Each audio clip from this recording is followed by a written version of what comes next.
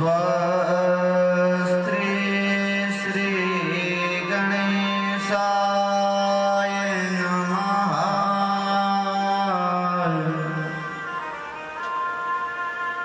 स्वस्ति श्री राधा वल्लभाय नमः।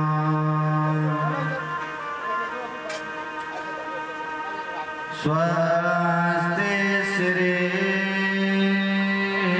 इष्ट देवताभ्यां नमः।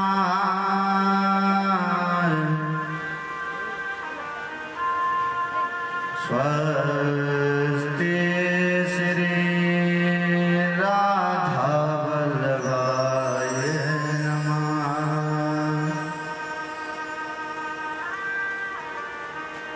कृष्णाय वासुदेवाय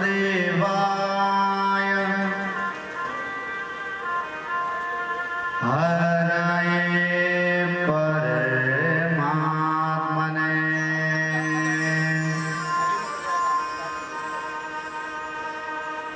प्रणतो क्लेशनाशाय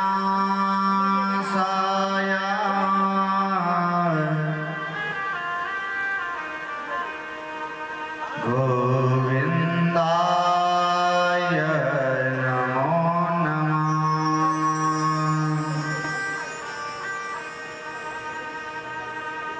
वंशी विभूषितकरां नवनीरदाभान्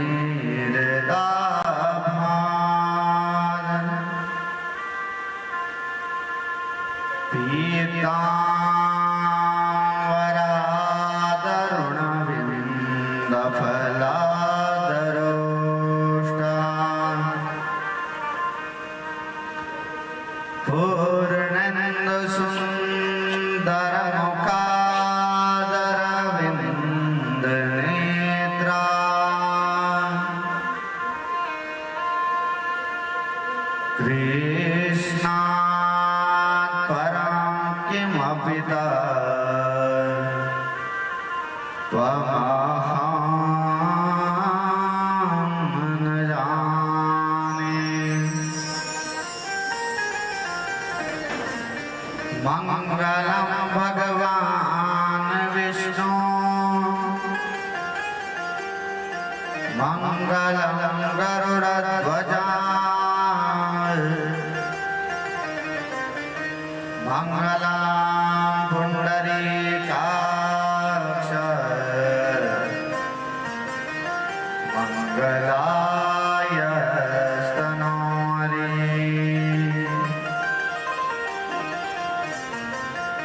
जय जय श्री राधारमण जय जय नवद किशोर जय गोपी चित चोर प्रभु तेरी जय हो माखन चोर। बोले श्रीमद् भागवत महापुराण की जय। जय जय श्री राधे जय जय श्री राधे जय जय श्री राधे श्याम।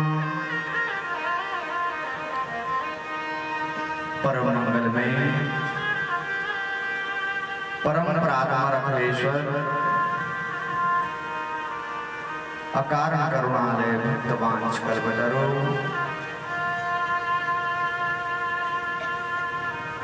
श्री सच्चिदानंद घन भगवान के श्री चरणों में दास का कोटि कोटि प्रणाम।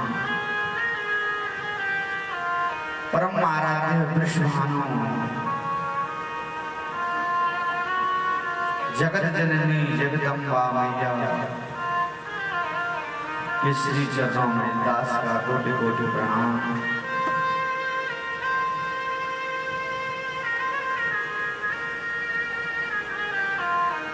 परम पिता परमेश्वर इष्ट देवता, कुल देवता, पितृ देवताओं के श्री चरणों में दास का कोटि कोटि प्रणाम। यहाँ पर उपस्थित समस्त आचार्यगण, समस्त विप्रगण समेत आचार्य, आप सभी के व्यास से जय जय श्री राधा। दूर दराज से आए हुए माता शक्ति एवं समस्त अतिथिगण, माताएं, बहनें, वृद्धजन, भाई, बंधु, आप सभी को व्यासपीठ से जय जय श्री राधा।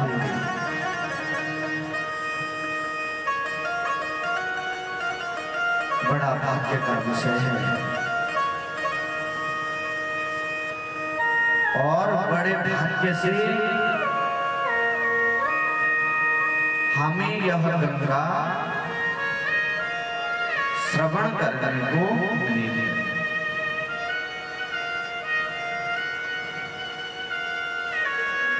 आइए इस गंगा में प्रवेश पूर्व उस परमात्मा का हम लोग थोड़ी देर चिंतन करते हैं, स्मरण करते हैं, जिस परमात्मा ने हमें यह तन दिया, जिस परमात्मा ने हमें यह मन दिया है, उस परमात्मा के श्री चरणों में हम सभी मिलकर के कुछ क्षण उस परमात्मा का स्मरण करते हैं। तो आइए श्रीमन नारायण नारायण नारायण, श्रीमन नारायण नारायण नारायण,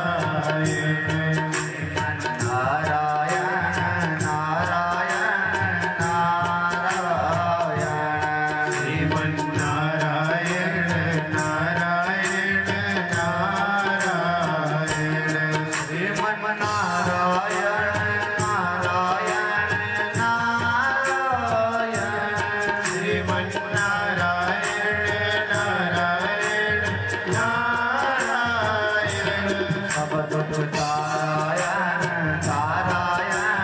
नारायण, श्रीमन नारायण नारायण नारायण,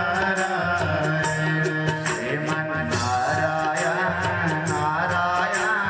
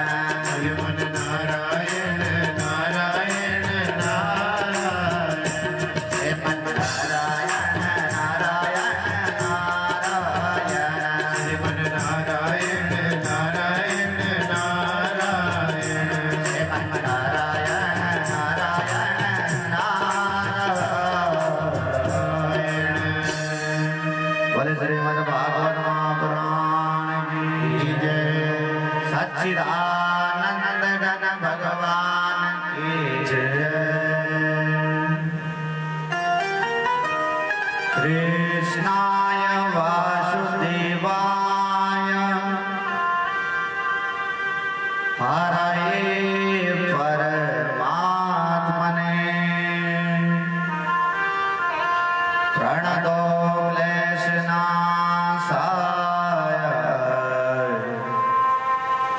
गोविन्दाय नमो नमः।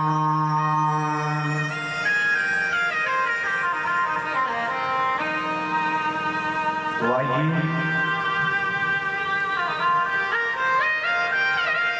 श्रीमद् भागवत ज्ञान गंगा में प्रवेश कर रहे हैं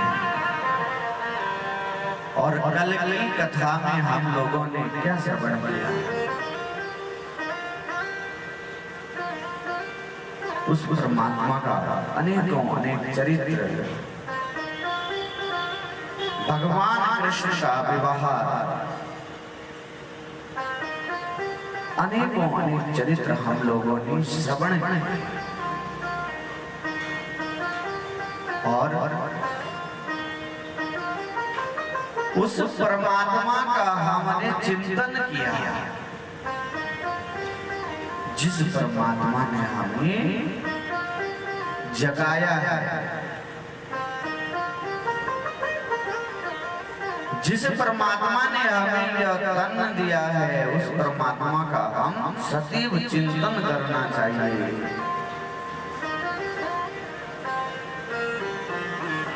भगवान का और भक्त का एक ऐसा संबंध है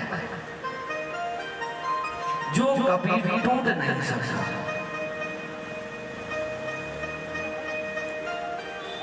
भगवान और भक्त का एक ऐसा प्रेम है, दुनिया खत्म हो सकती है लेकिन भक्त और भगवान का प्रेम कभी टूट नहीं सकता।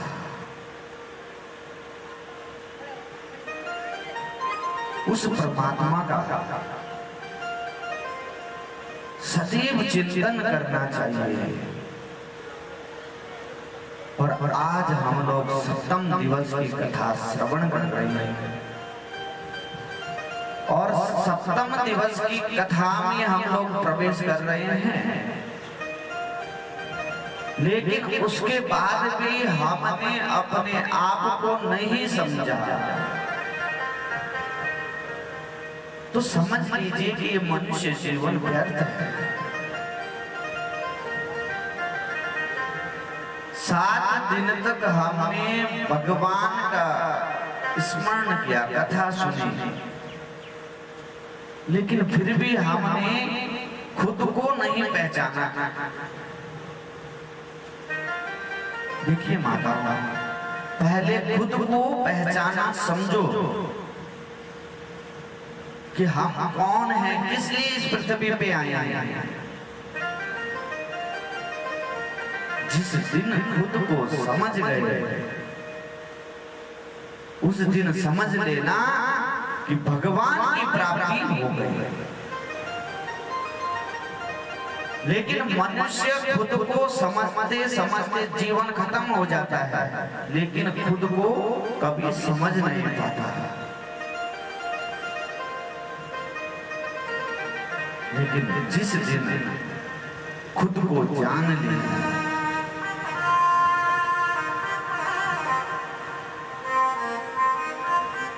जिस दिन खुद को समझ लिया, उस दिन वो परमात्मा समझ लीजिए कि मिल गए हैं। हमें परमात्मा को ढूंढने की आवश्यकता नहीं है,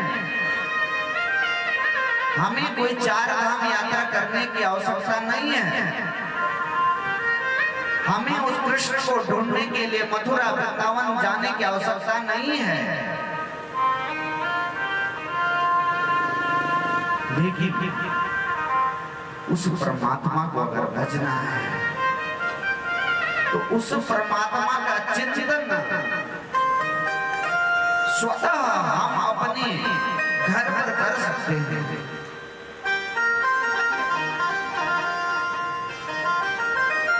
देखिए, अगर मन में छल है, कपट है, तब तो चाहे आप पूरे भारत की यात्रा करेंगे। जितने भी हमारे भारतवर्ष में मंदिर है, समस्त मंदिरों की आप यात्रा कर लें, अगर मन में छल है, कपट है। हमारे उत्तराखंड में केदारनाथ, बद्रीनाथ, यमुनोत्री, गंगोत्री 4 धाम है। आप कहीं भी जाइए, अगर मन में कपट है तो समझ लीजिए आपकी यात्राएं विफल है। हमारे लिए 4 धाम यही है। हमारे लिए 4 धाम हमारा परम धर्म क्या है कि अपने माता पिता की सेवा, भगवान की आराधना, विप्रजनों संत महात्माओं का स्वागत। विप्र देवता आ जाएं तो हमारे अंदर ये सब क्षमता होनी चाहिए। आजकल लोगों ने सीख लिया है, माँ बाप की सेवा तो करते नहीं, 4 धाम की यात्रा कर रहे हैं। कहते हैं हमने तो यात्रा कर रहे हैं, और अपने माँ बाप को कभी 1 गिलास पानी नहीं दिया।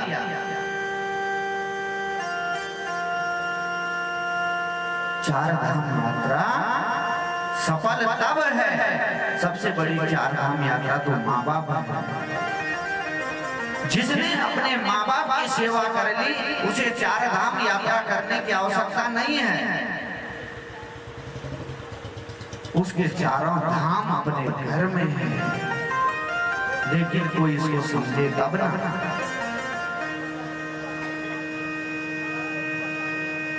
एक घूमने का साधन बना रखा है, तीर्थ स्थानों को केवल घूमने का साधन बना रखा है। हम न्यूज में देते हैं केदारनाथ में ऐसा हुआ, बद्रीनाथ में ऐसा हुआ। लोग दूर दराज से आते हैं, लेकिन एक भाव से नहीं आते हैं, एक घूमने के भाव से आते हैं। अगर तीर्थ स्थानों में जाना है तो एक भाव होना चाहिए। अगर हम गांव के किसी मंदिर में जाते हैं, जैसे यहाँ पर मंदिर है, जब हम मंदिर जा रहे हैं और हमारे अंदर छल कपट बहुत है, बहुत पूजा कर रहे हैं, तो क्या वो पूजा करने से कोई फल मिल सकता है? क्या वह कर्म हमारे कर्मों की श्रेणी में लिखा जा सकता है? नहीं। अगर मन में छल है, दिखावा है, तो जीवन, ये जीवन, मनुष्य जीवन फिर व्यर्थ है। भाग्योदयेन बहुजन्म समर्जितेन सत्संगं च लभते पुरुषो यदा। देखिए, मनुष्यों के जब कई जन्मों के क्या हो जाते हैं ना, भाग्य उदय हो जाता है, तब जाकर के हमें ऐसे शुभ कार्य करने की सौभाग्य मिलता है। यहाँ शुभ कार्य यूं ही नहीं मिल जाता है। कामस्तु वासुदेवासो दुर्गं प्रागं रुद्रमय्या देहोपन्तय भुवस्तस्मै प्रतपद्यान्त।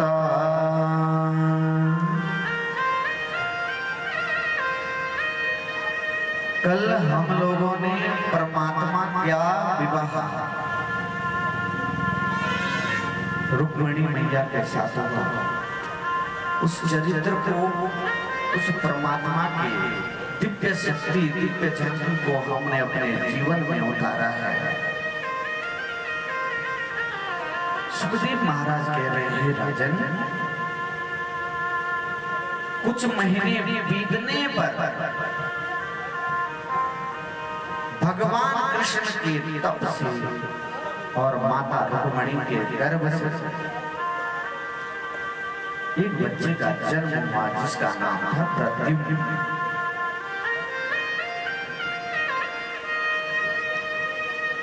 प्रद्युम्न आज केवल 10 दिन के थे तो एक संभासुर नाम का एक राक्षस, एक दैत्य, जिसने प्रद्युम्न को उठा करके समुद्र में फेंक दिया। जब समुद्र में फेंक दिया, एक मछली ने उस बच्चे को खा लिया। एक दिन प्रातः कालीन में एक मछुआरा मछली पकड़ने गया था। उस दिन उसने वह मछली को पकड़ा और शम्भासुर को दे दिया। शम्भासुर ने मछली को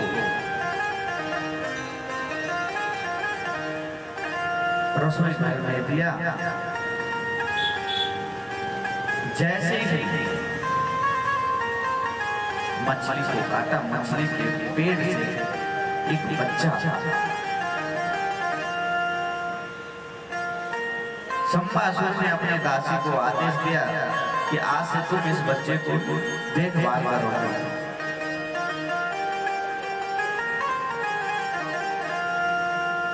और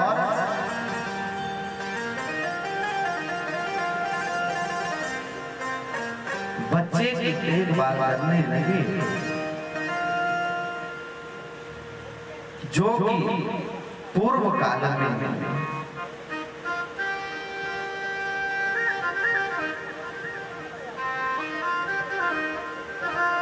पूर्व जन्म में एक कामदेव था जिसकी पत्नी का नाम रति था।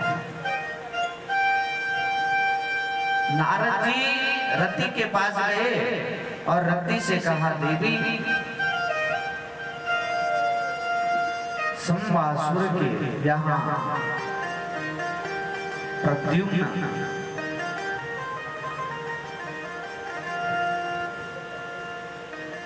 रति शम्भासुर दैत्य के पास गई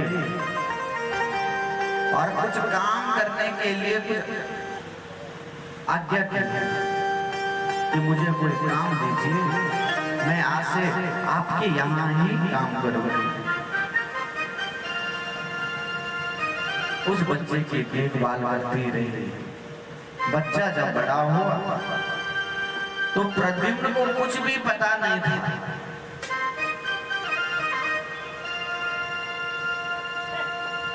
प्रद्युम्न को समझाया, प्रभु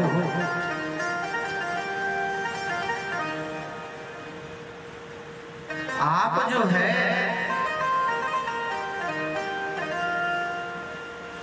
पूर्व काल में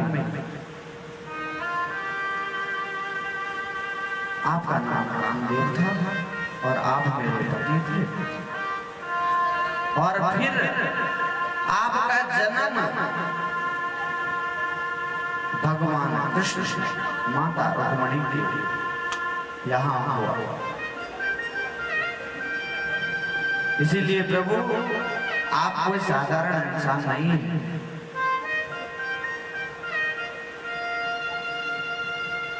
और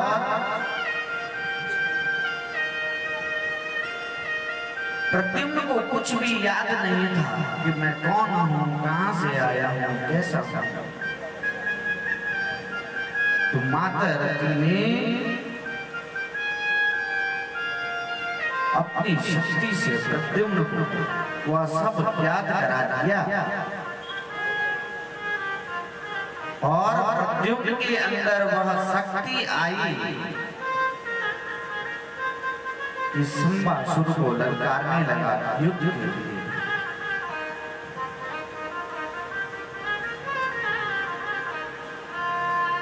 शंबासुर को जब युद्ध के लिए ललकारा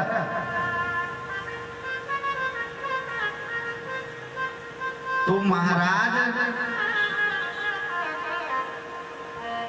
शंबासुर कहने लगा कि मैंने ही तुम्हें पाला और आज तुम मुझे ही युद्ध के लिए ललकार रहे हैं।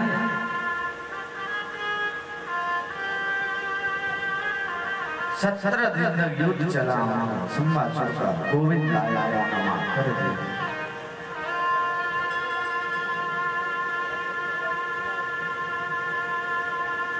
क्योंकि परमात्मा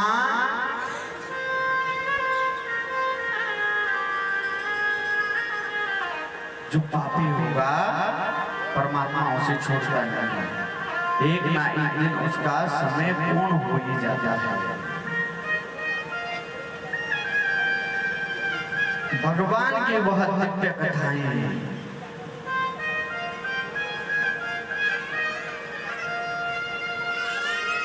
इस प्रकार से भगवान कृष्ण द्वारिका में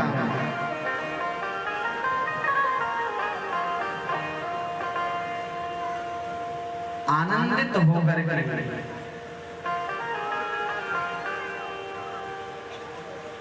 द्वारिका वासियों के साथ रह रहे हैं।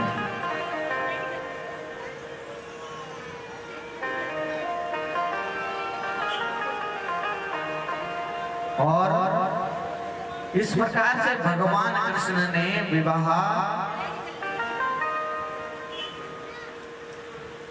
जामवंत की पुत्री जामवंती जो भगवान से जिज्ञासा करती थी कि मैं विवाह करूंगी तो भगवान कृष्ण से करूंगी, द्वारिकाधीश से करूंगी। तो इसका भी भगवान ने मनोरथ पूर्ण किया और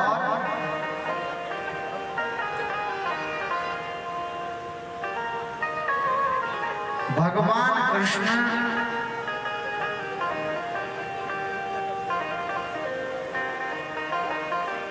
जो भी भगवान कृष्ण को भक्ति करते थे, भगवान को भजते थे, वह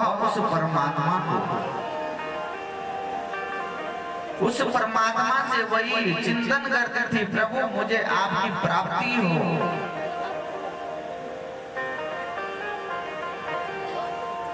एकदा पांडवान् दृष्टा प्रतितानां पुरुषोत्तमा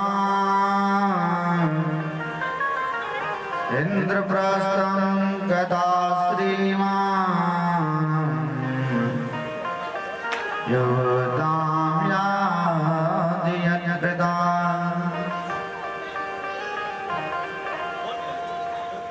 सुखदेव महाराज कह रहे हैं, राजन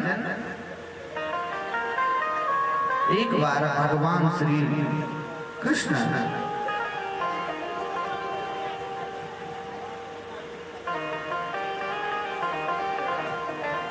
माता रुक्मिणी से कह रहे हैं, देवी यह संसार बड़ा विचित्र है,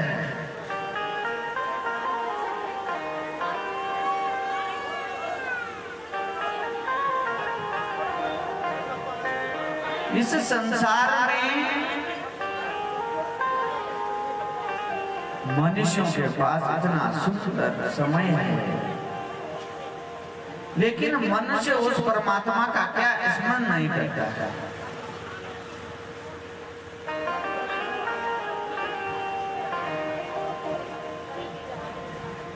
भगवान सूर्य नारायण की पुत्री जिनका नाम है कालिंदी, जो आज यमुना में स्नान करके तब कर रही है कि मुझे भगवान कृष्ण, जब तक भगवान कृष्ण की प्राप्ति ना हो जाए तब तक मैं यहाँ से नहीं हिलूंगा।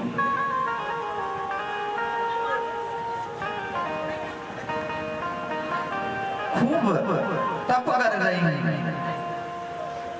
लेकिन भगवान कृष्ण ने दर्शन दिया।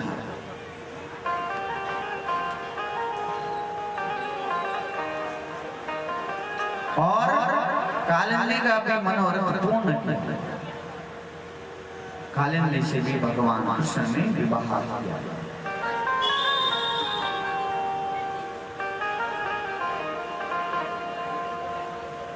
और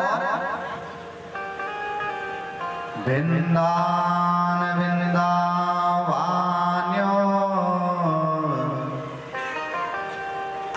भूयोदनम वसानगो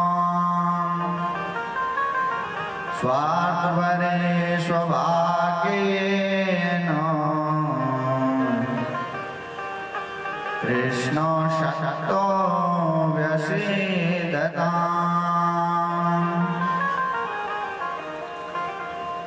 सुखदेव महाराज कह रहे हैं, राजा परीक्षित अवंतीपुरी के राजा बहुत ज्ञानी थे, बहुत धनवान थे, हमेशा प्रजा का ध्यान रखते थे। जिनकी पुत्री वृंदा ये भी भगवान की इच्छा करते थे कि भगवान कृष्ण मुझे मिल जाए। खूब तपस्या करें। देखिए, भगवान को जिस भाव से भजोगे, भगवान कृष्ण को जिस भाव से भजोगे, भगवान उसी भाव से तुम्हें दर्शन देगा। लेकिन भजो तो सही।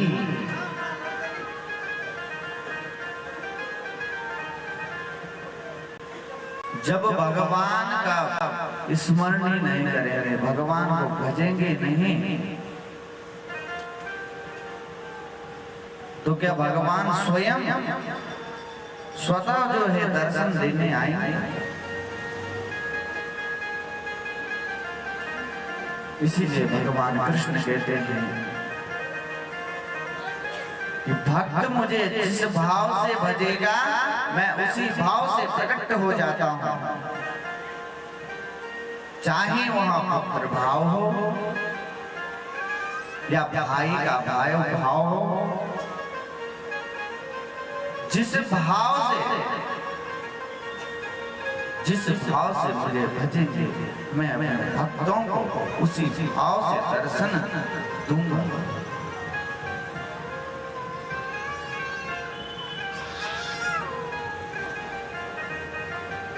और उस परमात्मा का, देखिए, भगवान को भजना कठिन नहीं है। क्या भगवान आपसे 1 तोला सोना तो नहीं मांगते, या भगवान आपसे लाखों पैसे तो नहीं मांगते। भगवान तो भाव के भूखे हैं। भगवान को आप एक जल लोटा और उसमें पुष्प,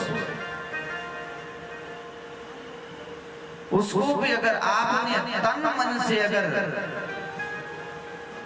भगवान को समर्पित कर दिया, तो समझ लीजिए उसी भाव से भगवान आपको दर्शन देंगे।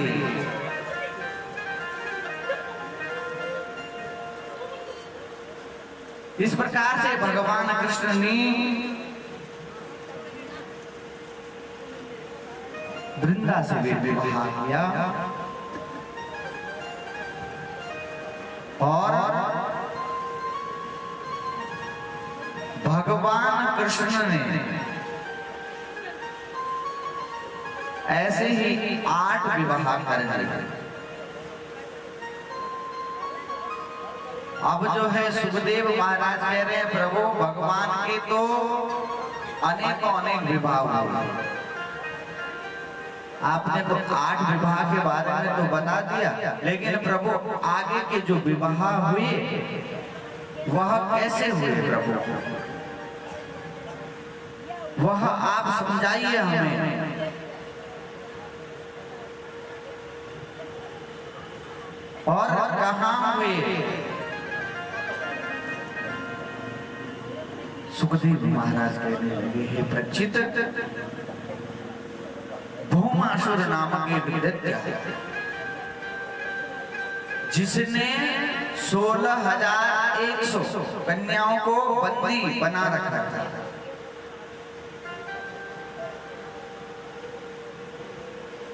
भगवान ने जब यह पता चला भगवान कृष्ण को कि भौमासुर ने 16,100 कन्याओं को बंदी गृह में रखा है,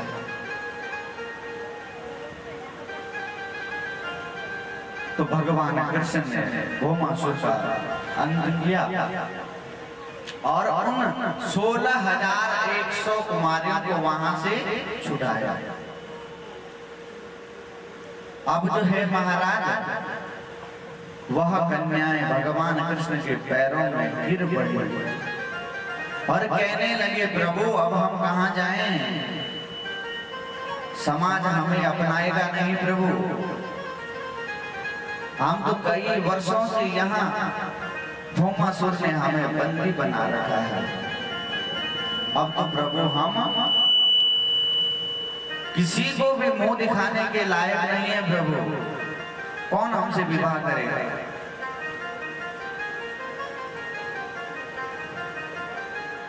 और प्रभु हम अपने घर भी नहीं जा सकते, इसीलिए हे नाथ, अब हमें केवल आप ही चाहिए।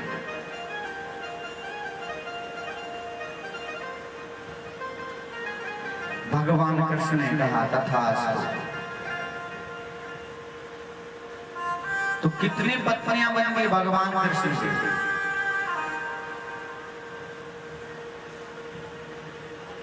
16,108 पत्नियां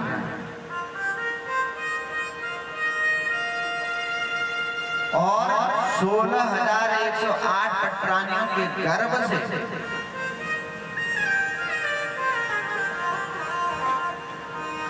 10 पुत्र की प्राप्ति हुई और एक कन्याओं की।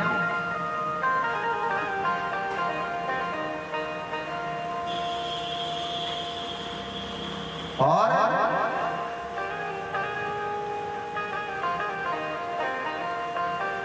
अभी हिसाब लगा लो कितना बन गया, भगवान का परिवार कितना बड़ा होगा।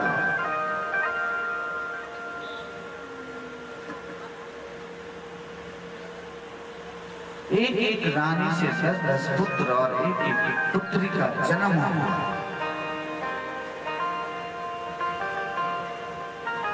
और भगवान का संपूर्ण परिवार कितना बना?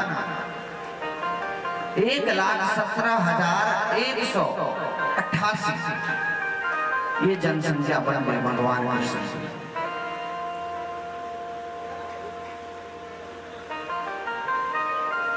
अगर हमारे घर में 2 मेहमान आ जाएं तो बड़ी समस्याएं हो जाती है हमारे बहनों को। आ जाए अगर घर में 2 मेहमान आ गए तो बहनों को और हमारी बहू बेटियों को बहुत समस्या हो जाती है। मन ही मन गाली देने लगते, अरे कहाँ से आए मेहमान।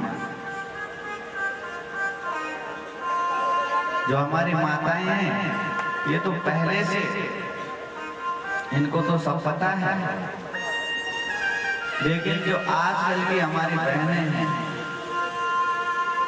इनके सानिध्य में अगर 2-4 मेहमान आ गए तो मन ही मन खाना भी बनाएंगे और मन ही मन गुनगुनाएंगे, गालियां पता नहीं कहां से आ गए।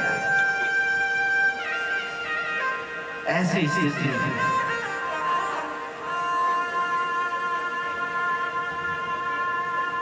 जब अतिथि देवो भव, लेकिन समझे तब ना, समझने वाले भी तो चाहिए। क्योंकि अतिथि भगवान का स्वरूप होता है। और घर में कोई आ जाए तो बिना भोजन कराए नहीं भेजना चाहिए।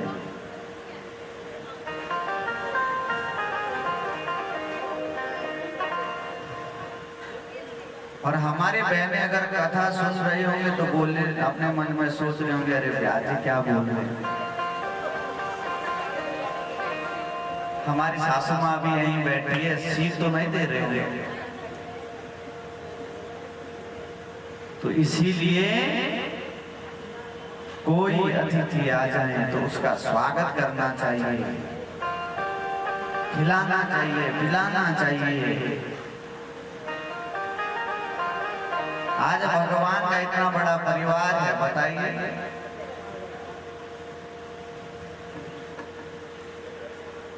रुक्मणी मैया कह रही है प्रभु से, पैर दबा रही है प्रभु के, प्रभु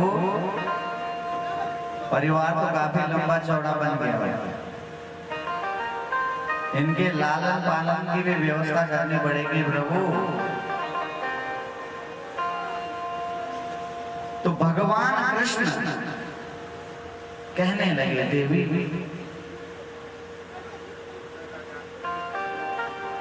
करने कराने वाला तो वही है।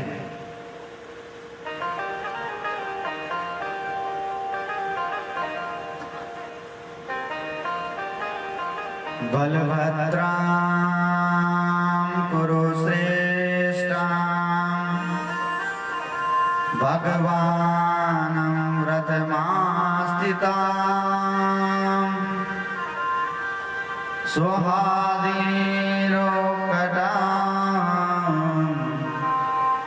प्रयायो नंद गोकुलां।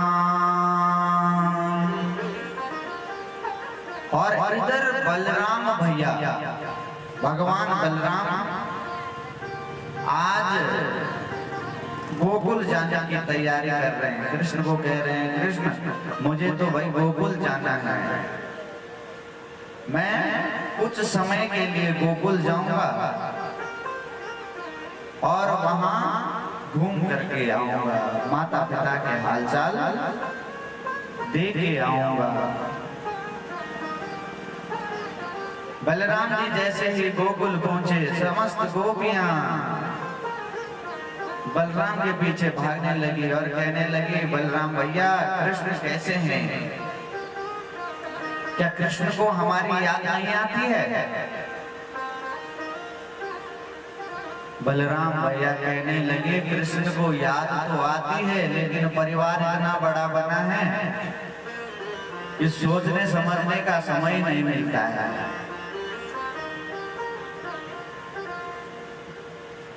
बलराम कह रहे हैं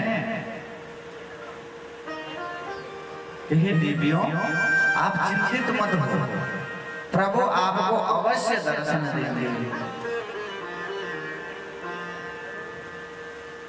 क्योंकि यह परमात्मा, उस परमात्मा की भक्ति हर प्राणी के अंदर होनी चाहिए।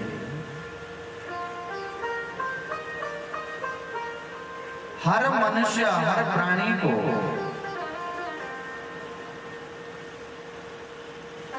परमात्मा की भक्ति होनी चाहिए।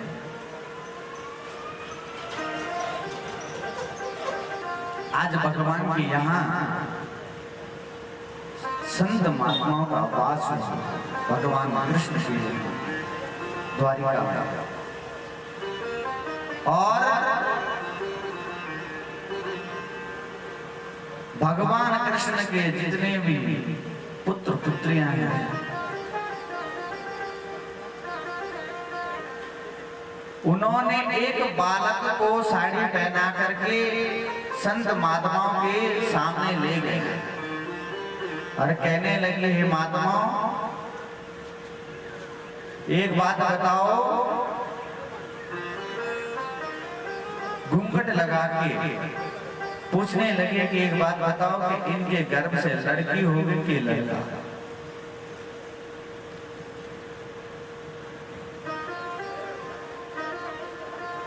संत महात्माओं ने कहा तुमने हमारा अपमान किया है, इसका दंड तुम्हें अवश्य मिलेगा। समस्त यदुवंशियों को संत महात्माओं का श्राप मिला, जिस श्राप से समस्त भगवान कृष्ण कहने लगे कि संत महात्मा आए तो उनका स्वागत करना चाहिए, लेकिन तुमने क्या किया? तुमने उनका अपमान किया।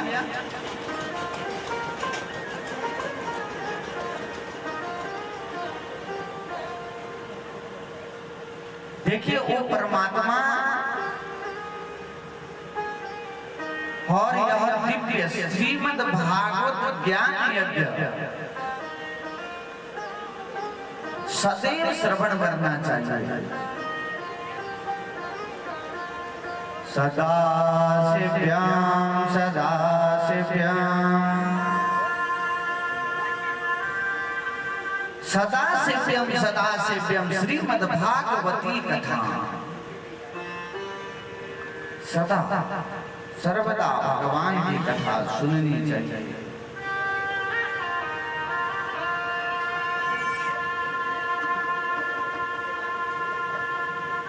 और इधर महाराज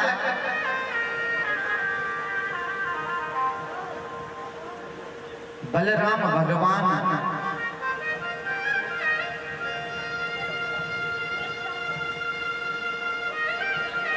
आज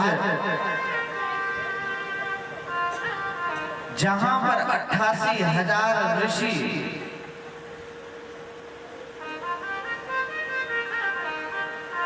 वह दिव्य यज्ञ कर रहे हैं नैमिषारण्य में, वहां पर बलराम जी का आगमन हुआ। सभी ऋषि संत महात्मा अपने स्थान पर खड़े हो गए।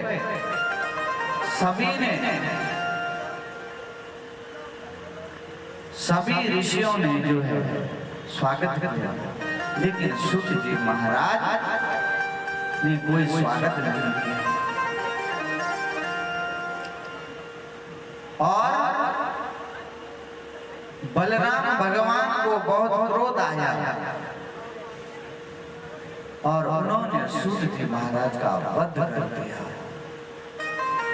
समस्त ऋषि संत महात्मा कहने लगे, हे प्रभु आपने ये क्या कर दिया? आपको अब ब्राह्मण श्राप लगा है।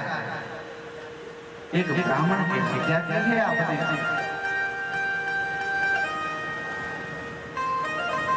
बलराम भगवान उस पछताव का जो पाप उनसे हुआ है, उसी पाप को मिटाने के लिए आज बलराम जी तीर्थ यात्रा के लिए निकल रहे हैं। कह रहे हैं कि आप लोग चिंता मत करो, मैंने अगर पाप किया है तो मैं ही उस पाप को भोग के आऊंगा।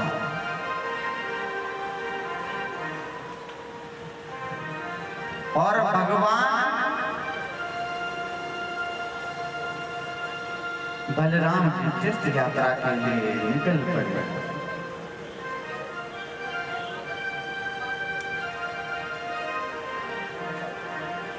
देखिए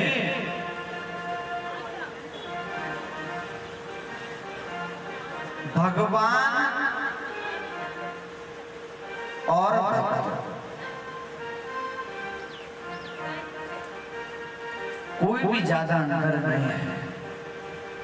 अगर भगवान का सच्चा भक्त अगर हमें रास्ते में मिल गया ना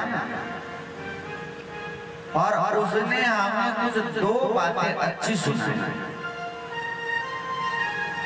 तो समझ लीजिए, और वह दो बातें हमने अपने जीवन में उतार ली तो समझ लीजिए कि हमें भगवान की प्राप्ति हुई है। इसीलिए भक्त और भगवान में थोड़ा ही अंतर है। क्योंकि भक्त से ही भगवान की प्राप्ति होती है।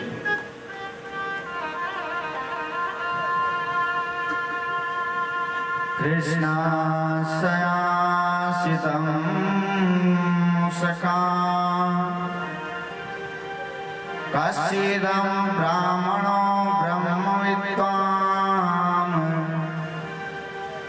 विरक्तं रविभावेषु प्रसादाशां विवेदिताम्।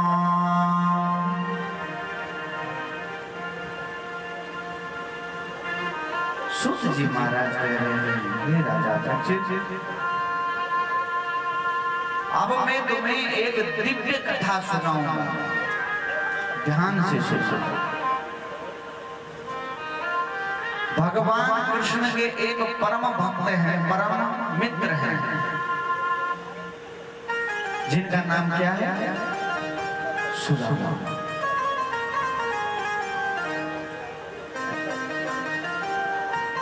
जो भगवान जिनके मित्र हैं, लेकिन आज घर में ऐसी स्थिति की खाने के लिए नहीं है। लेकिन आज तक भी सुदामा ने भगवान से जिज्ञासा नहीं की कि मुझे कुछ चाहिए। क्या सुदामा भगवान से मांग नहीं सकते थे? देखिए, एक विधायक का जो पीओ होता है,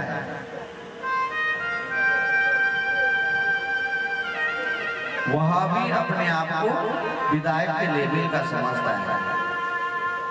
वो भी ये सोचता है कि मैं तो विधायक का राइट हैंड हूँ। तो अगर कोई उसको पूछने जाएंगे तो वो भी टेढ़े टेढ़े तरीके से देखता है, क्योंकि उसे भी अहंकार है कि मैं तो विधायक का राइट हैंड हूँ। लेकिन सुदामा जी के तो भगवान कृष्ण बचपन के सखा हैं, लेकिन उनके अंदर तो कोई अहंकार नहीं, वो कोई धनवान नहीं।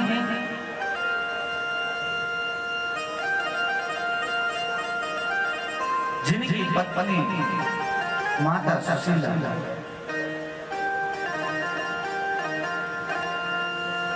घर में खाने के लिए अन्न नहीं,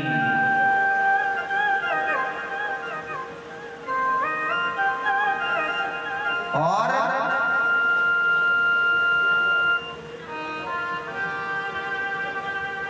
माता सुशीला भगवान से प्रार्थना कर रही है, प्रभु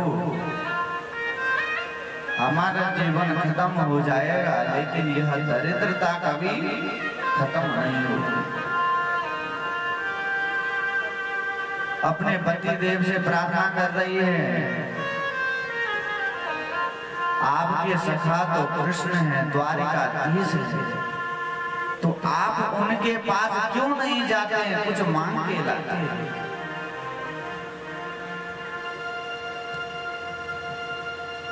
लेकिन सुदामा जी कहते हैं, देखो देवी, मुझे अगर कुछ मांगना होता तो मैं कब का मांग लेता। क्या उस कन्हैया को पता नहीं कि उसके मित्र की हालत क्या है? वो तो मुझे पता है, वो परीक्षा ले रहा होगा। क्या भगवान को पता नहीं कि उसका भक्त क्या खाता है, क्या पीता है? लेकिन देवी तुम चिंता मत करो, वह परीक्षा ले रहा है, और इस परीक्षा में हम एक दिन अवश्य सफल होंगे।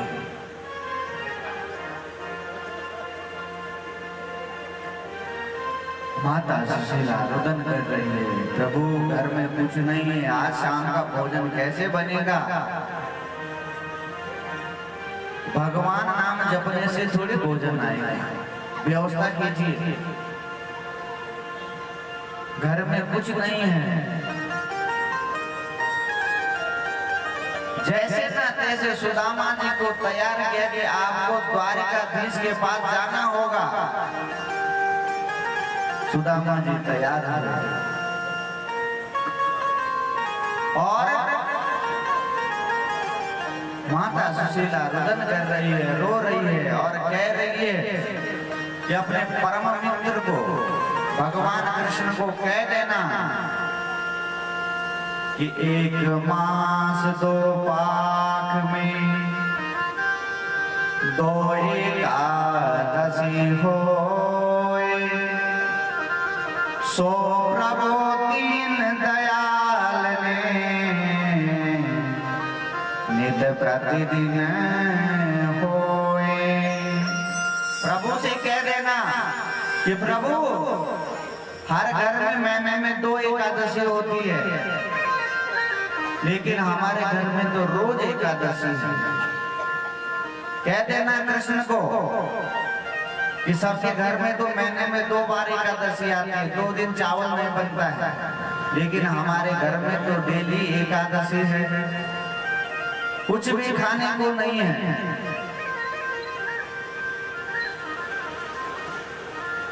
और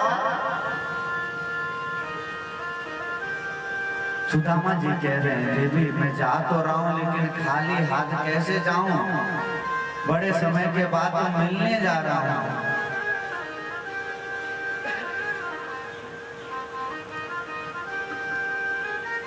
माता सुशीला कहने लगी कि मैं कुछ पड़ोसियों से मांग कर लाती हूँ और कुछ चावल की मिट्टी हर घर से मांग करके एक पोटली बांध दी। सुदामा जी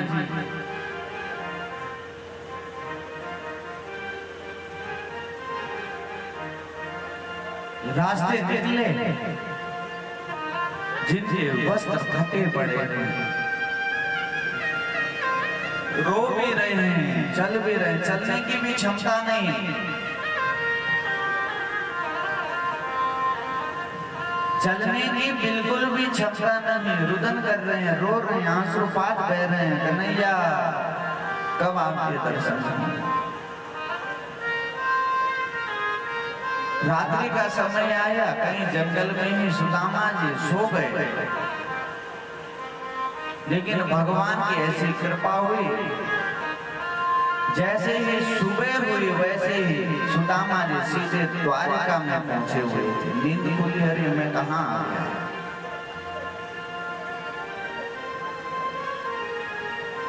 और सुदामा जी कहने लगा ये मैं कहां पहुंच गया। लोग उनकी शक्ल देख करके लोग सोचने लगे कोई भिखारी है, उनको भगा रहे, दूर जाओ, अभी भिक्षा का समय नहीं है। सुदामा जी रो रहे हैं। इसी से पूछा कि ये कृष्ण की द्वारिका नगरी है, और आज सुदामा जी अपने मंजिल पर पहुंच गए।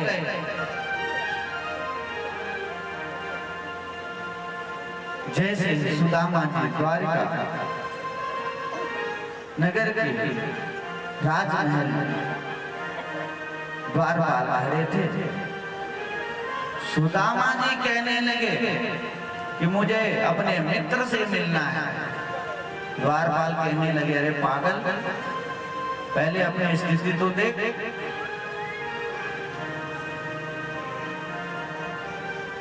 तेरा मित्र भगवान द्वारिकाधीश, जल्द से जल्द यहाँ से भाग जा, नहीं तो तुझे मृत्यु दंड देंगे। तुझे पता है किसको तू मित्र बोल रहा है।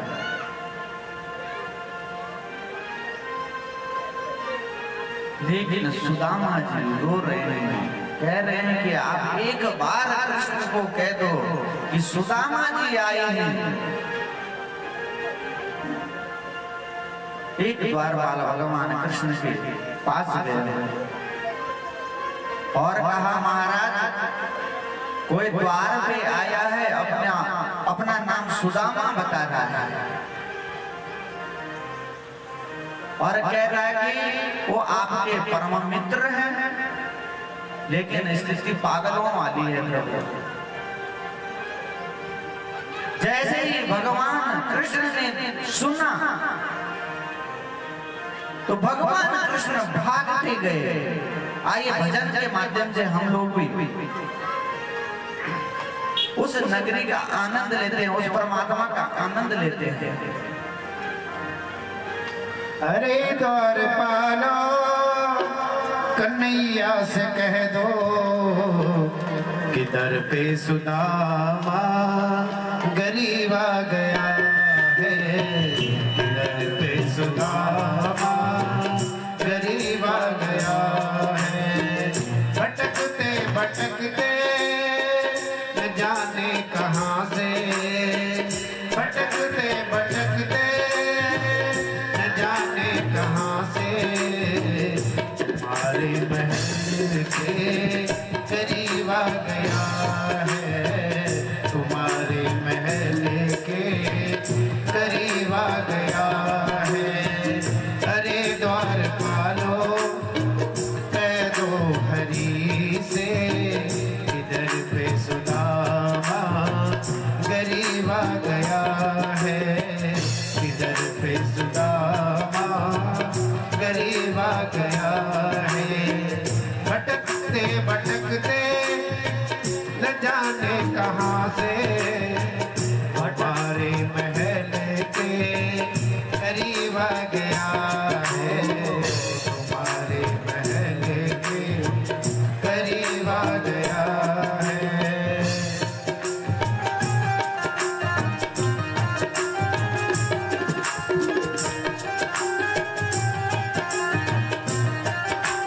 श्री राधे।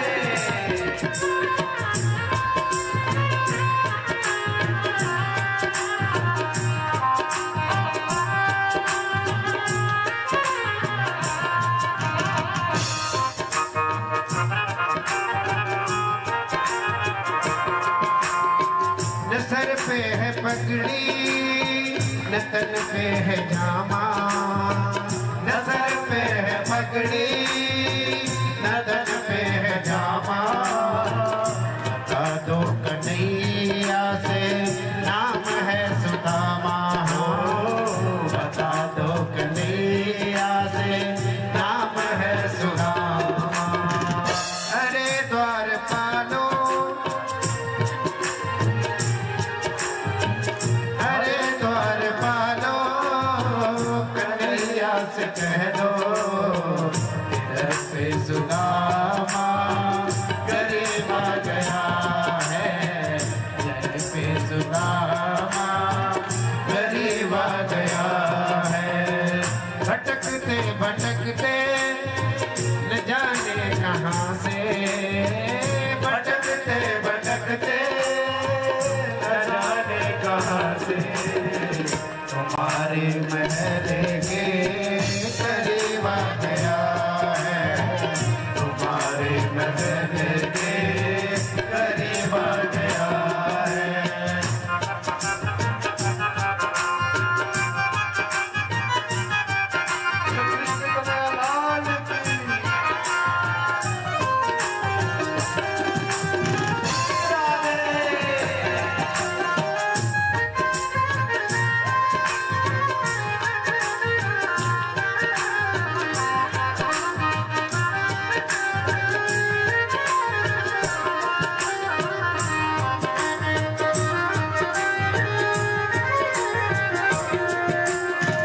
एक बार मोहन से जा करके कह दो, एक बार मोहन से जा करके कह दो, मिलन को सखावन नसीब आ गया है, मिलन को सखावन नसीब आ गया है। अरे द्वारपालो कन्हैया से कह दो, अरे द्वारपालो कन्हैया से कह दो, इधर पे सुदामा गरीब आ गया है, इधर पे सुदामा गरीब आ गया है। सुनते ही दौड़े चले आए मोहन, सुनते ही दौड़े चले आए मोहन, लगाया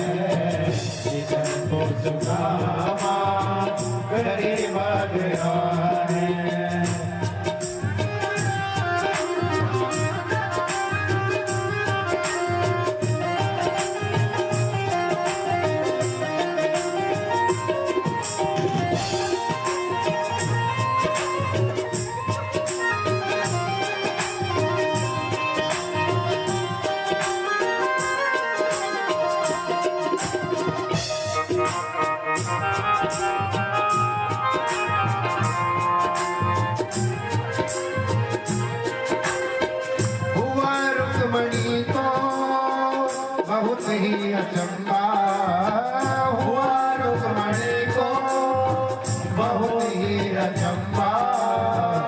मेहमान कैसे अजीबा गया है, ये मेहमान कैसे अजीबा गया है। अरे द्वार पालो कन्हैया से कह दो को सुदामा गरीबा गया है, सुदामा गरीबा गया है। बराबर में अपने सुदामा बिठाए, बराबर में अपने सुदामा बिठाए। आंसुओं से श्याम ने धुलाए, हाँ आंसुओं से श्याम ने धुलाए।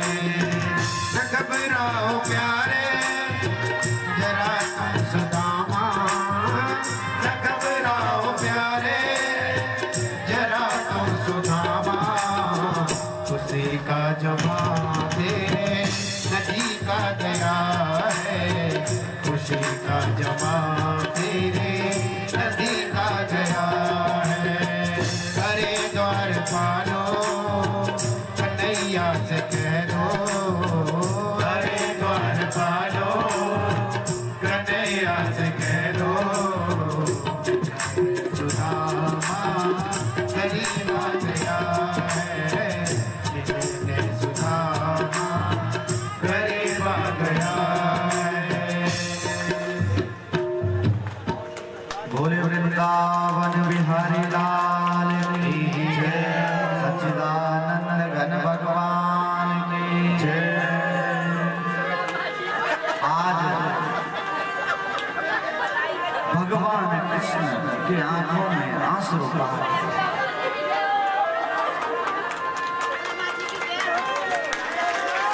जब भगवान कृष्ण से सुदामा मिले तो भगवान कृष्ण के आंखों से आंसुपात बह रहे हैं।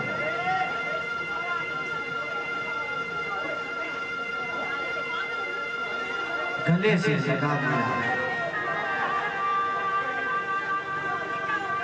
और महल में ले गया। सुदामा जी की खूब सेवा हो रही है।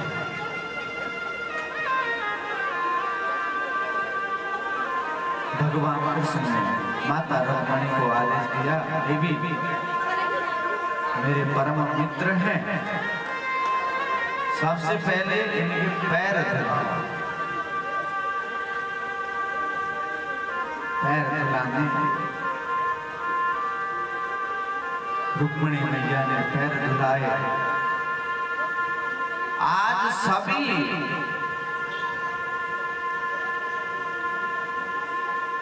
जितनी भी भगवान कृष्ण की 16,108 रानियां हैं, अब तो लाइन लग गई सुदामा जी के पैर छूने के लिए। सुदामा जी कह रहे हैं, अरे कन्हैया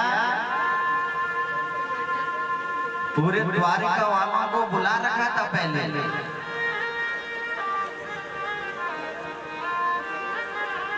अब जो है महाराज कृष्ण कहते, कन्हैया कहने लगे, अरे मित्र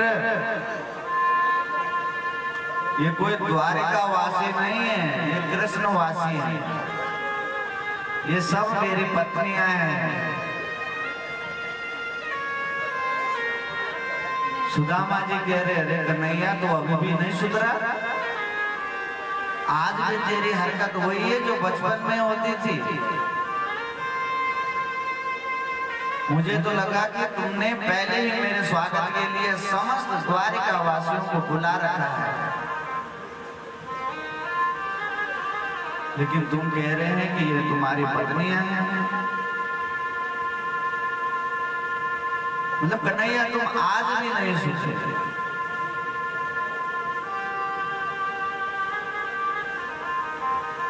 भगवान कृष्ण सुदामा जी को भोजन कराया। कृष्ण ने कहा मित्र, भाभी जी ने तो कुछ दिया होगा। सुदामा जी मन में सोच रहे हैं तू दो तो कैसे दो।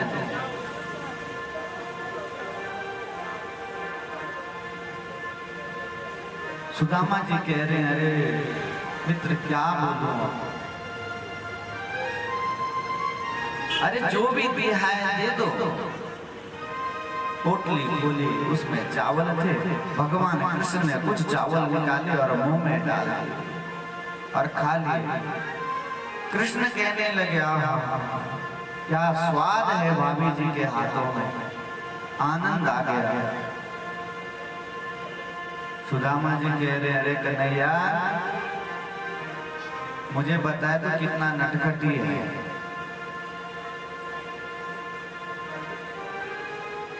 भगवान कृष्ण ने खूब सेवा करी। न सुदामा जी ने बोला कि मैं यहाँ क्यों आया हूँ, और न कृष्ण ने पूछा। सुदामा जी कह रहे अरे मित्र कन्हैया मैं जाऊं? तो कृष्ण ने कहा कि देखो अगर रुकना चाहे तो कुछ दिन रुक जाओ। सुदामा जी कह रहे तुम्हारे भाभी जी अकेले हैं, और 3 बार तो बोल दिया कि कन्हैया मैं जाऊं, इसीलिए ताकि कन्हैया कुछ बोले कि ये ले जा। लेकिन कन्हैया ने तो कुछ नहीं बोला। सुदामा जी कह रहे हैं अरे कन्हैया वहां पर भी मुझे मार पड़ेगी अगर तुमने कुछ दिया नहीं। मन में सोच रहे हैं, लेकिन कन्हैया ने सुदामा जी निकल पड़े। जैसे ही अपने नगरी में पहुंचे, जहां घास की कुटियां थी वहां बड़े बड़े महल बने, सोने के महल। सुदामा जी मन में सोच रहे कि मैं कहीं दूसरे नगर में तो नहीं आ गया। तब तक देवी जी बाहर आ गए दरवाजे के बाहर। अरे सुनो ये हमारा ही घर है, आ जाओ। देखिए भगवान तो सब जानते हैं और किसको कब देना है। इच्छा हमारी आज हो रही है तो ऐसा नहीं कि भगवान आज देंगे। जिस चीज का जो समय होता है वह उसी समय पे मिलता है। इस प्रकार से सुदामा जी के मनोरथ को पूर्ण किया। इधर देवकी के जो कंस ने 6 पुत्रों को मारा था, भगवान कृष्ण ने उन 6 पुत्रों को लौटाया और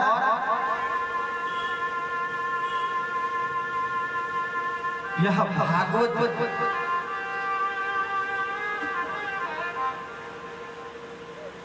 भगवान का मिथिलापुरी में राजा जनक की यह जन्म और सभी का मनोरथ पूर्ण करना,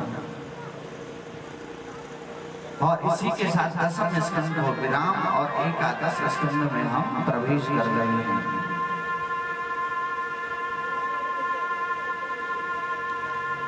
कृत्वादित्यां वहो कृष्णा सरामो यदुविवृतां पूर्वायतां यदभारं जविष्टं जननीं कलीं।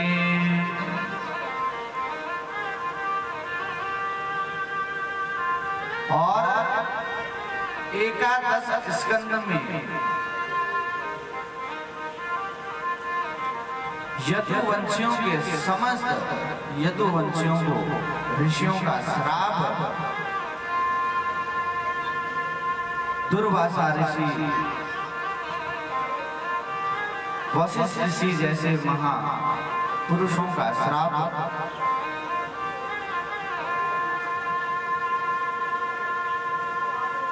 और महाराज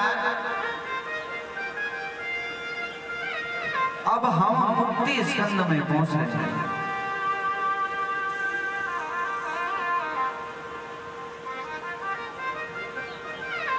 जिस कथा को हमने 7 दिन तक श्रवण किया, 7 दिवस तक हमने, आज 7वां दिवस है, उस परमात्मा का हम लोग स्मरण कर रहे हैं।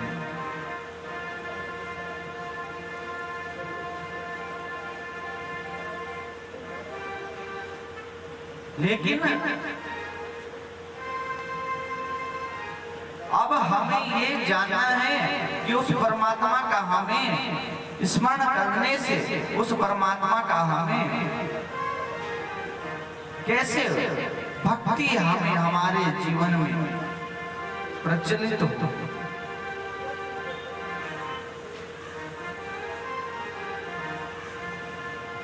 क्योंकि महाराज जिन हरि कथा सुनाई नहीं काना, रवण रहे भवन समाना।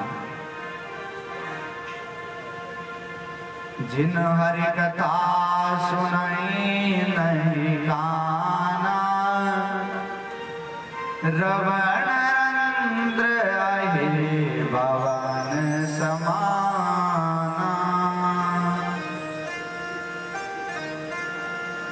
जिन कानों ने भगवान की कथा नहीं सुनी, वह कान चूहे के बिल के समान है। जिस मुख से भगवान का नाम नहीं जपा, वह मुख भी चूहे के बिल के समान है। मेरे प्यारों,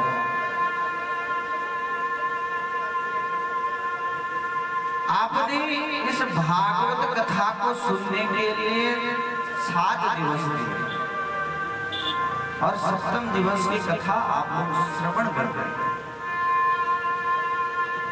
7 दिन में क्या सुना आप लोगों ने? अपने जीवन में उस चीज का वो क्या करें, लेकिन जरूर करना। 7 दिन जो भी कथा सुनी, जो भी शब्द आपके समझ में आया है, उस शब्द को अवश्य अपने जीवन में उतारना। तो समझ लीजिए आपको समस्त भागवत का फल मिलेगा। और अगर आपने एक कान से सुना और दूसरे कान से,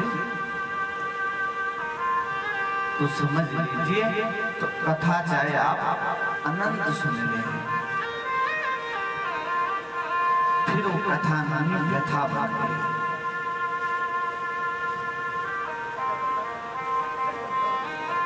एकादश स्कंद में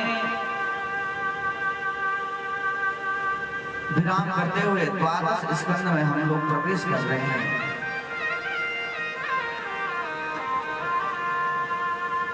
दूरे वारे अनंतीर्थम लावण्यं केशधारणा उदरण्यं हृदा स्वार्थं सत्यदेवं वाष्टमं मया। सुखदेव महाराज कह रहे हैं, हे परीक्षित, ये द्वादश स्कंद है, भागवत का अंतिम स्कंद। पूर्व की कथा में आपको समझाया गया कि श्रीमद् भागवत में 335 अध्याय है, 18,000 श्लोक है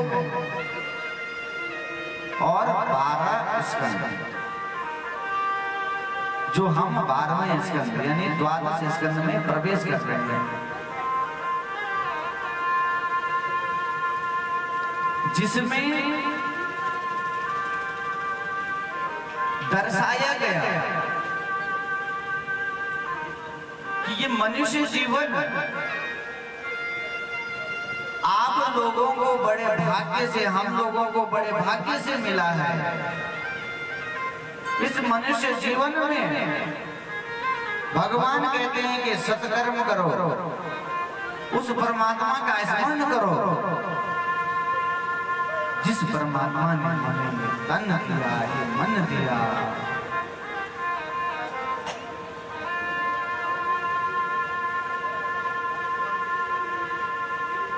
ये संसार है मेरे प्यारे सज्जनों। इस संसार में अगर किसी ने अच्छा काम कर दिया ना तो उसे धुतकारेंगे, और कोई अगर बुरा काम करके आ रहा है और अच्छी गाड़ी में बैठकर आ रहा है तो लोग उसको सम्मान ज्यादा देते हैं। इस कलयुग में ऐसा हो रहा है। कोई अगर पाठ पूजा ज्यादा कर रहा है तो लोग उसको किस नजर से देखते हैं, अरे पागल है।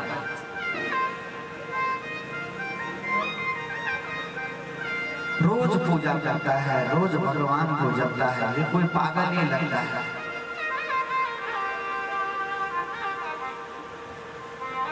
लेकिन अगर कोई किसी को ठग करके आ रहा है, बड़ी गाड़ी में बैठकर आ रहा है, तो उसको देखते हैं, अरे वाह, उसके स्वागत के लिए 10 लोग खड़े हो जाते हैं।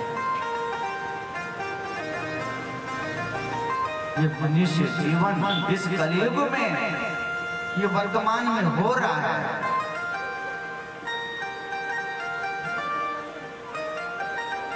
इसीलिए हमारा एक ही संकल्प है कि भागवत कथा जन जन तक पहुंचाई जाए, ताकि हमारी बहनें, बहू, बेटियां सद्मार्ग पर चलें।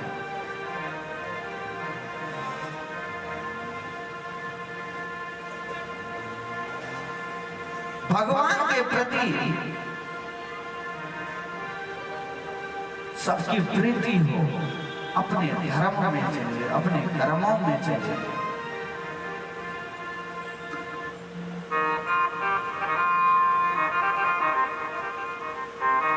देखिए, हमारे पास, मनुष्य के पास समय बहुत कम है। ये मत सोचो कि हम अभी 30 साल के या 40 साल के या 50 साल के हैं। अरे अभी तो हमारे पास समय है, 70-80 साल के बाद तो मरना है। ये मत सोचो, ये सोचो कि ये जो समय चल रहा है ये तो है, अगला जो समय आएगा 1 घंटे के बाद, 10 मिनट के बाद जो समय आ रहा है वो है हमारे पास या नहीं, उसका कोई भरोसा नहीं है।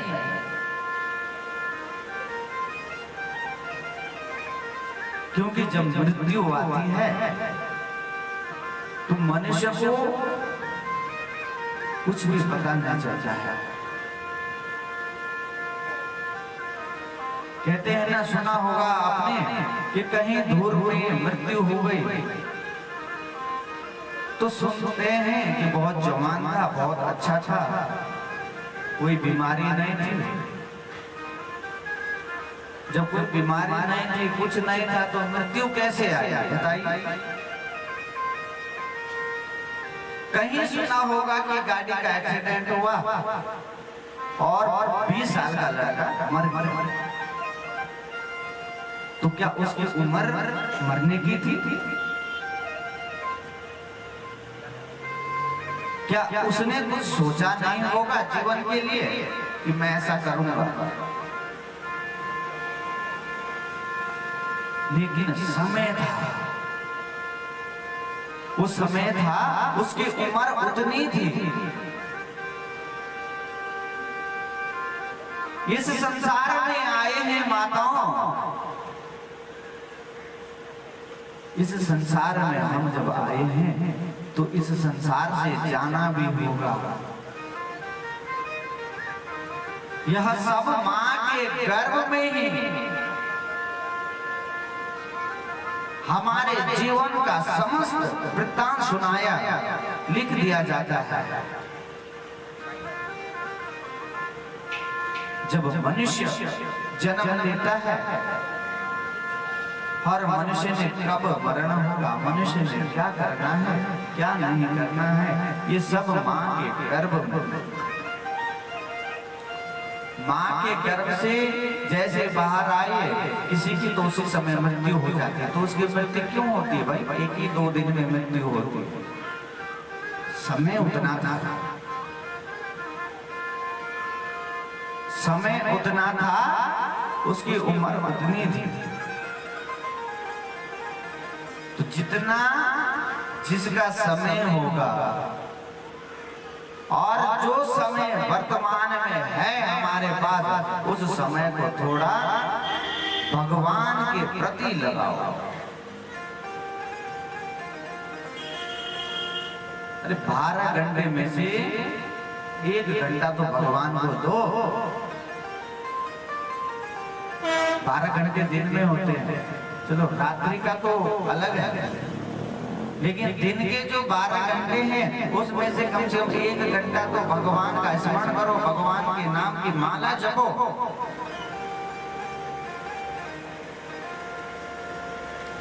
और अगर हमने वह भी नहीं किया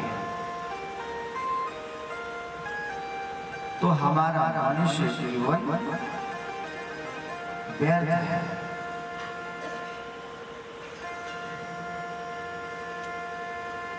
यह मनुष्य जीवन बड़े भाग्य से मिलता है।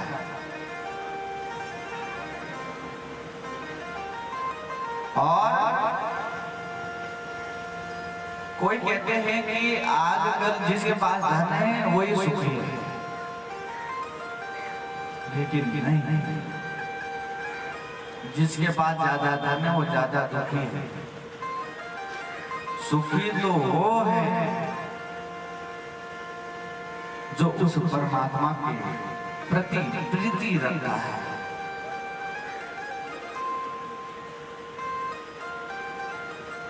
कहते हैं ना, कोई तन दुखी कोई मन दुखी, धन बिन रात उदास, थोड़े थोड़े सब दुखी, सुखी राम के दास। देखिए संसार में कोई सुखी नहीं है, सुखी केवल वो है जो उस परमात्मा का भजन करता है, कीर्तन करता है। सुखी वही है।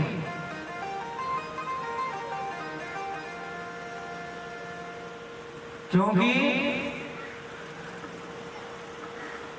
अगर भगवान के प्रति प्रेम नहीं है तो जीवन व्यर्थ है। जैसे कि हमने बताया कि श्रीमद् भागवत में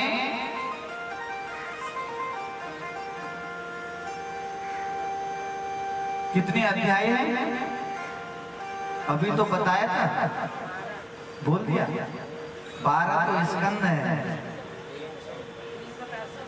335 और श्लोक कितने हैं? 18,000 श्लोक। 7 दिन में हम लोगों ने यह कथा सुनी है, श्रवण की है। और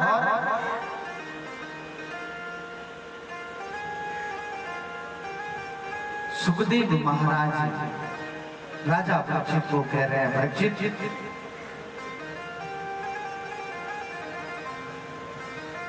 अब तुम्हें घबराना नहीं है,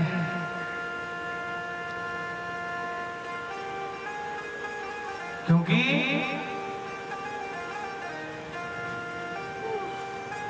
मृत्यु तो एक ना एक दिन सबको आनी है। लेकिन आज राजा परीक्षित सुखदेव महाराज से कह रहे हैं, प्रभु मैं मृत्यु से नहीं डरता हूं, मैं तो अब उस परमात्मा का ध्यान करता हूं। उस भागवत जी का स्मरण कर रहा हूं, जिस भागवत जी ने मुझे आज अगर श्राप नहीं मिलता तो मुझे भगवान की प्रीति, भगवान की प्राप्ति कैसे होती। और 7वां दिवस तक्षक नामक वह सर्प जिसने राजा परीक्षित को डसा और वहीं पर अंतर्धान हो गए। सुखदेव महाराज की प्रार्थना कर रहे हैं। सुखदेव महाराज की प्रार्थना कर रहे हैं कि गुरुजी, गुरुर् ब्रह्मा गुरुर्विष्णु गुरुर्देवो महेश्वरा गुरुर्साक्षात् परब्रह्मा तस्मै श्री गुरुवे नमः। तो भागवत जी के अंतिम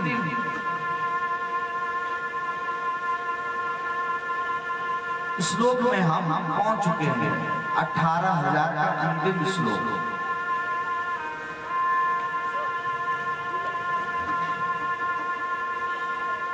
क्योंकि मेरे प्यारे सज्जनों, सभी लोग यह भागवत जी का अंतिम श्लोक का स्मरण करेंगे, ध्यान करेंगे और हमारे साथ स्मरण करेंगे। नाम संकीर्तनम यस्य संकीर्तनम यस्य सर्वपापं प्रणाशनम सर्वपाप प्रणाशनम प्रणामो दुःख समस्तां प्रणामो दुःख समनस्तं नमामि हरिं परां। नमामि हरिं परम। वह भागवत का अंतिम श्लोक हम लोगों ने श्रवण किया और इस श्लोक को अपने जीवन में उतारना है। 7 दिन का कुछ भी पता नहीं चला कि 7 दिन कैसे बीते।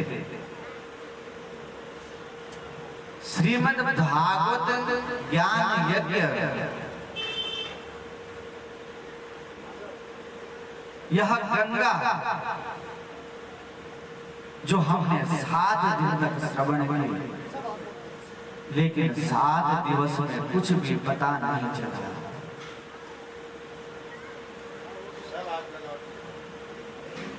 भगवान की प्राप्ति, भगवान की प्राप्ति, भगवान को अगर भजना है तो उस परमात्मा का स्मरण करना चाहिए, उस परमात्मा को भजना चाहिए। आज हम लोगों ने 7 दिन तक श्रीमद् भागवत ज्ञान गंगा श्रवण की है। शांति का दान दे आराम से।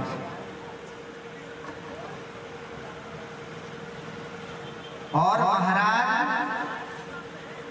कहते हैं सूरज की हर किरण रोशनी ले आपको, फूलों की हर कली खुशबू दे आपको। हम तो कुछ देने लायक नहीं है आपको,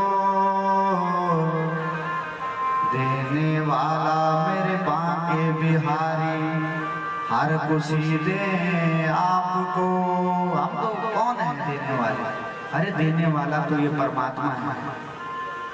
और हम उस परमात्मा की वंदना करेंगे कि भगवान सबको सद्बुद्धि देना, सबको धन की, बल की, आयु की वृद्धि देना। प्रभु हम तो सुबह उठ के यही वंदना करते हैं। जिन्होंने प्रतिदिन कथा श्रवण करी और जो नहीं भी आए, जिन्होंने कथा नहीं भी सुनी, भगवान उनको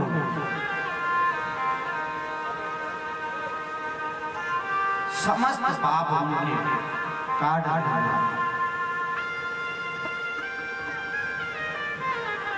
और आज हम लोग श्रीमद् भागवत कथा 7 दिन तक श्रवण किए हैं। समस्त भक्तों का, समस्त माताओं ने अपना अमूल्य समय दिया और आप लोगों ने कथा सुनी है। अब हम व्यास वेद से दुआ ही मांग सकते हैं। कुछ कठोर शब्द अगर हमारे मुख से अगर निकल भी गया हो तो उसे आप हमारी झोली में दे देना, और कुछ अच्छा शब्द अगर हमारे मुख से निकला हो तो उसे अपने जीवन में अवश्य उतारना। यही हम भागवत जी से प्रार्थना करते हैं। और हमारे समस्त संगीताचार्य जी, थपलियाल जी और उनियाल जी, गौड़ जी, आचार्य जी, आप लोगों ने बहुत सुंदर यहाँ पर थपलियाल जी की वाणी तो आपने सुनी होगी। और हमारे जो रामायण टीवी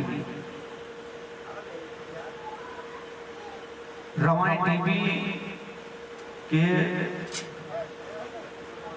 प्रवक्ता जी सचिन रतूड़ी जी और अमित थपलियाल जी, उनके छोटे भाई सुमित थपलियाल, बहुत सुंदर सेवा आपने दी है। भगवान से हम प्रार्थना करेंगे कि आपकी ये चैनल रामायण टीवी, भगवान से हम यही प्रार्थना करेंगे कि आपकी रामायण टीवी यह चैनल दूर दूर तक अच्छा नाम, अच्छा पद कमाए। ऐसे ही भागवत के आप यह जो कार्य कर रहे हैं, बहुत सुंदर कार्य, जन जन तक। अगर कोई विदेश में भी है तो वो भी कथा सुन रहा है, तो इससे बड़ा सुंदर कार्य कुछ हो ही नहीं सकता। अगर कोई विदेश में भी है तो वो भी कथा को श्रवण कर रहा है। तो रामायण टीवी के हमारे प्रवक्ता जी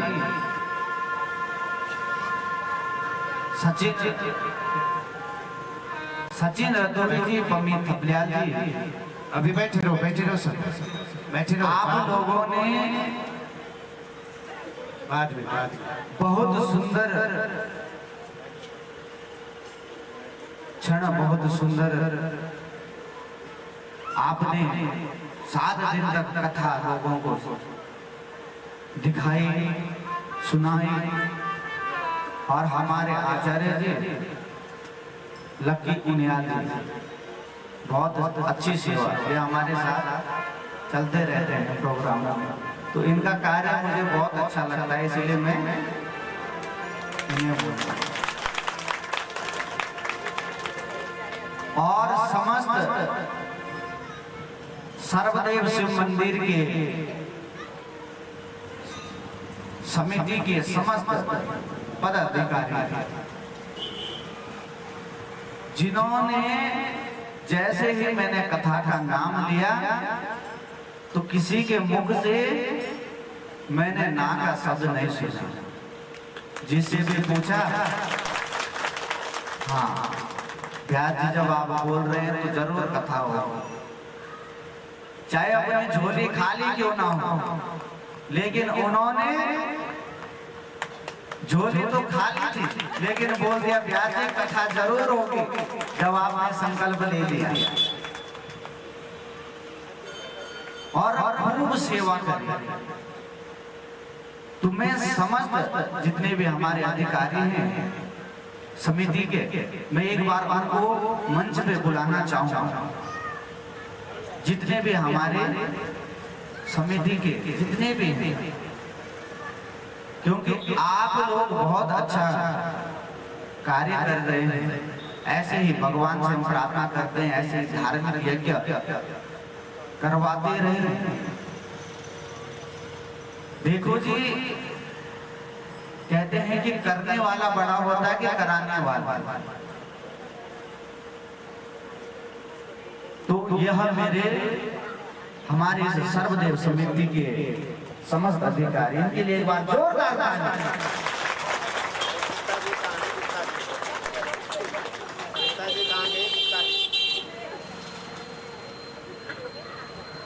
श्रीराधे, जो भी समिति के पदाधिकारी हैं, आप जो भी छूट रखी हैं वो आ जाएं।